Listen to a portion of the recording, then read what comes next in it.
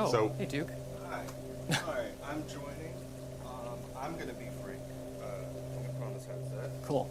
okay. Chad is upset. I think we have to acknowledge that fact. Okay. And we have to... There's been a lot Talk of to them in a way controversy around that Brawlhalla will- recently, and I think the only way to tackle these things is to accept sometimes things aren't as good, sometimes things suck, and we just have to keep moving forward to where change happens. It's just one small step at a time, building something new, pushing the limits even beyond what we originally thought they were. In order to move on though, I think it's important to look at what Brawlhalla was like this year before everything kind of blew up. This spot. Luna is not one of those people. He has not really earned his spot in those medals, but in the offseason. Game 5.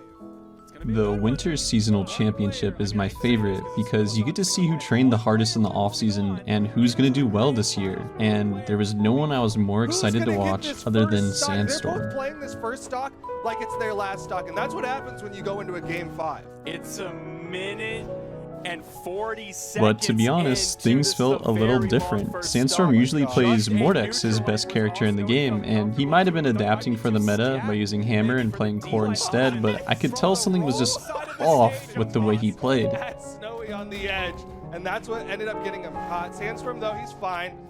Sandstorm was not fine. Even 6 months before all the multiverses Brawlhalla craze and pros leaving, I can tell when my favorite player is losing drive or just doesn't understand the meta or something was wrong and I hadn't quite figured it out yet. And I was worried that if he lost this tournament, he wasn't going to play in the next one. Snowy's got the momentum. Neutral. Snowy might do it. Edge guard.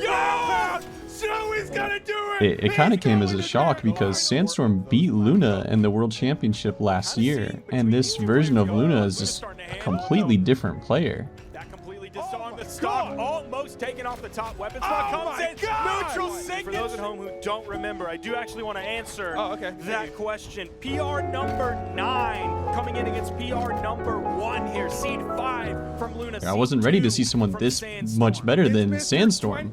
It was unreal.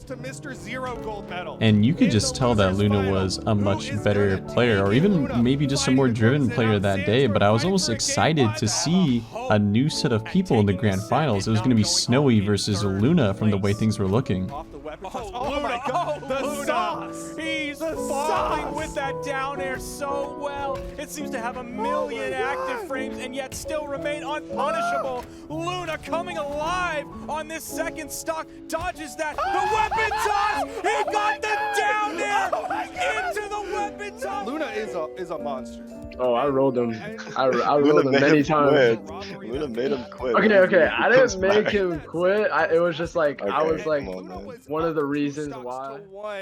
And Snowy stole it in game number 5. And off the bat, It was pretty nice though.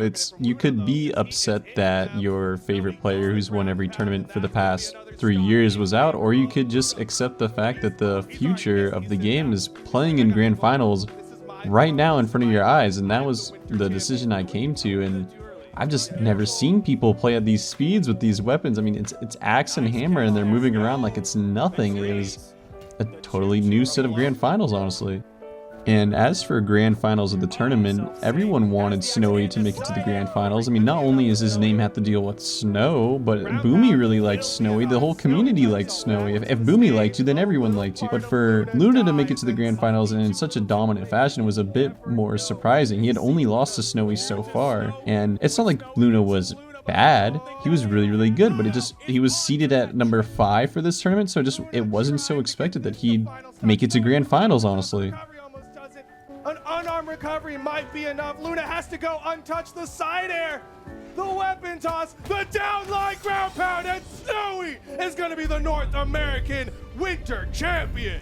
The first time Snowy has been on the podium.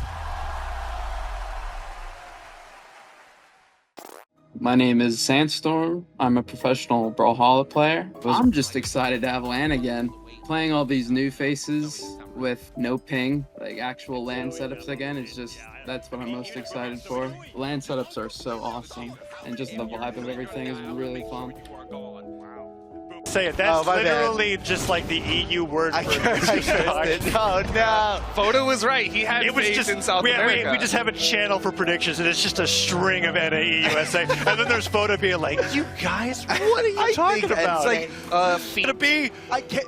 This is Weapon so hits. intense, He man. picks it up. The recovery hits, and that's it. That's it. The tournament is over. Experience and Made are your Brawlhalla mid-season champions. Unbelievable.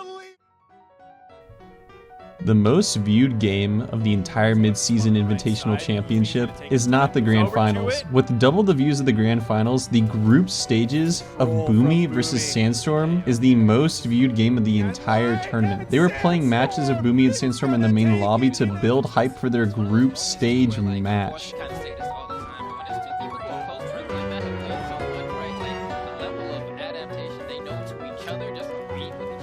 Okay. Oh, dip down low, got away from it. We'll be trying to get back on stage and let's get it. Oh, he tried it. He tried to go for the slide cancel neutral sig. That would have taken him out. Off the backboard into the ground pound Sandstorm. That's guaranteed, bro. That's one of the few. I think at that point, knowing that this would be the last shot, you're gonna play a little safe. Right? He wasn't trying to overextend himself, especially against Cosolix land. Right now, we're definitely getting those. No, actually, wow. Chases in. Does not favor going for the weapon. And it might cost it. He didn't turn around. Like exploded out of it. Oh, Boomy deep in red on that final stock. Luna claims it there. Completely unanswered here against Sandstorm, and he just disarmed Sandstorm. This could be the win for Machete. He's so. Oh, wait a second! No way! Are you kidding me? What? Oh, he goes for the ground pound. The ground pound would have been it. Machete made it around somehow. That was so close. Oh, No, sideline, that's sideline. it. There it is. Oh, Machete my. wins. Unbelievable. At the time of this LAN, Luna was already recognized as pretty much the best player in the world, and to the surprise of many, there's no Sandstorm or Boomy in this grand finals. We're seeing Luna versus Megdi. I think the reason both of them make it is because they have an amazing work ethic around the LAN environment. In the past year, how much grinding he's been doing. Even the production staff here, who coming into this weekend probably didn't even know who he was, were like, he was here first. He was here before production. Yes, Luna was the first one through the door, looking for that setup, sitting down, had nobody else to play. You know who walked over to it? It was Foda to play friendlies with the right because he had no one else. Or do we see on the screen right now? He sticks with the Val that he's been using the entire day. Well, here we go. It's the grand finals. Meg D versus Luna. Luna coming up from the winner side of things. That means all he's got to do is win a best of 5, and he is going to be the first LAN champion in 1v1s since 2019. Megdi starting this one off, of course, with that Val. The weapon in his hand is maybe not The grand finals between Luna and Megdi is so unexpected, not only because, you know, we didn't know that they were both going to make it here, but we've never seen them play on the LAN environment versus each other. In a grand final situation, we have no idea how this is going to go. I mean, if anything there's to expect is that Luna was just going to stomp out the competition, but that didn't happen.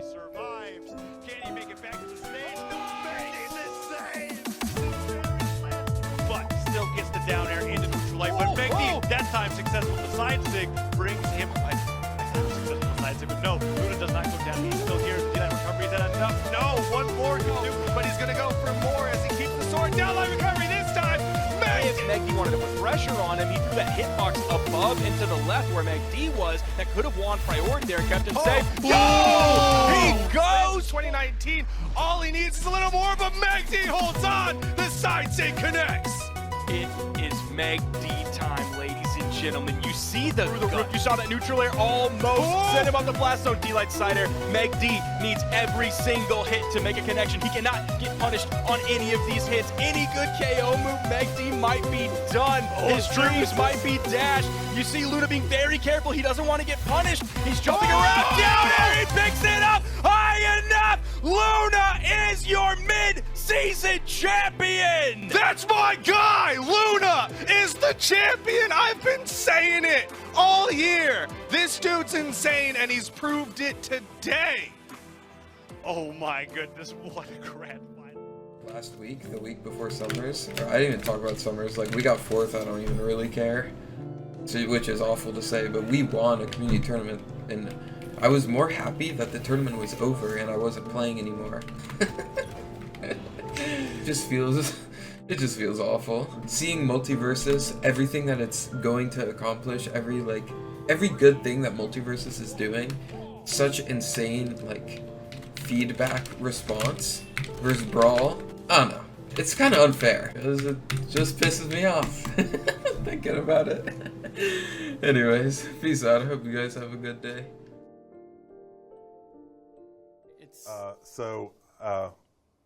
It's because it's a team of humans, right? Like that's yeah. Like all right, let's go.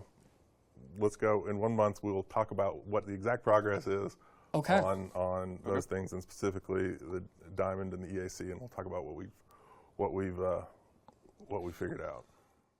Hey there, it's okay. It's not the end of the world or of Brawlhalla. You can still go onto Steam and open it. I promise it's still there. We got about a half a month until the update from the talk with Matterhorn will hopefully be out, or at least mentioned for when it would be scheduled. But for now, I think the biggest issues that I've seen agreed is EAC affecting a performance in game, and the rank system not being fleshed out even further with a better tier graphic system, or maybe a rank above or beneath Diamond. The soul and drive behind this video is moving forward, and maybe not just abandoning ship because, you know, a few of our best crewmates or captains did, you know? And while yes, Wrenched, Boomy, Sandstorm, they're all gone. They're all done, satisfied with the game of Brawlhalla, but it's not just Brawlhalla that pushed them away. It's not like the game randomly changed one day and they're like, oh, I hate it now, I'm leaving. It is little things built up over time, such as EAC, and not things to keep them new and fresh, and that may be why they left as soon as a new, fresh game came along. And the game's in beta access. Of course, I'm talking about Multiversus. It's in beta, meaning the devs are responsive. They're more communicative. It's just a different time and life, part of life for that game. And Brawlhalla is not in that stage. Brawlhalla is owned by Ubisoft. It's owned by a much larger company, and it's a little bit harder for these changes to happen. And while there may be issues with it, you know, it's not like the game is just ruined. It's just the top players are leaving, and that they carry a lot of weight. And when they leave, you know, a lot of people may want to leave too and see what they're doing. But I can almost guarantee you, with every game and with every new opportunity, people are always going to find something wrong. So I don't want you to think something is wrong with Brawlhalla, but it is okay to admit when you've made mistakes. And I think there is a way to come back from it. Listening to the community, talking on the dev streams are super good starts. So I'm not going anywhere. Don't think this game's going anywhere. And it's sad, yes, the people that are partly the reason I made this channel, the people that I played Brawlhalla so that the one day I could meet them, the one day I could see them play in tournament, are now gone, does affect me. It doesn't mean I'm going to stop making videos. It doesn't mean people are going to stop playing the game. It's just a part of a cycle. And if we want to see Brawlhalla continue to do well, let's hope it does well. Let's hope they stick to their word. Let's hope they come back in a month. And if they don't, it's not the end of the world. Things do change. But for now, I think we're in good hands. I think we have a lot of top pros to look up to. I'm really proud of all the community tournaments. And if anything, I hope that we just keep pushing it forward and breaking new boundaries with this game. And as always, if you're excited to watch Brawlhalla or just want to know more about the interesting history behind it, please subscribe to my channel. I aim to provide exclusive information on Brawlhalla you won't find anywhere else. So thank you for making it all the way to the end of the video. I have a Discord where you can go even further into discussion over these topics, and I look forward to seeing you next time. Also, disclaimer, if you're a pro player or even just a PR player, and I may have missed an important detail about you or a part of the community, please let me know through my Twitter or adding my Discord.